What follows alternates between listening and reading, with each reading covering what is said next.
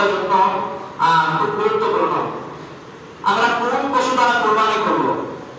আমরা সকলে জানি উট, গরু, মহিষ, দুম্বা, ছাগল, এগুলা ভেড়া দিয়ে কোরবানি আমরা সাধারণত করি।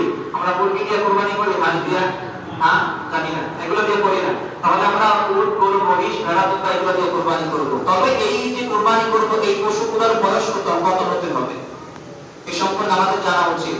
নাম্বার 1 হচ্ছে উট কমপক্ষে 5 বছর হতে হবে। কত বছর? কমপক্ষে 5 বছর হতে হবে। আর গরু, মহিষ এগুলো কমপক্ষে 2 বছর হতে হবে। কত বছর? এগুলো কমপক্ষে 2 বছর হতে হবে। আর ভেড়া, ছাগল, দুম্বা এগুলো কমপক্ষে 1 বছর হতে হবে। কত বছর? উট কয় বছর বললাম? 5 বছর। উট তো আমরা দেই না, সে সামর্থ্য আমাদের নাই।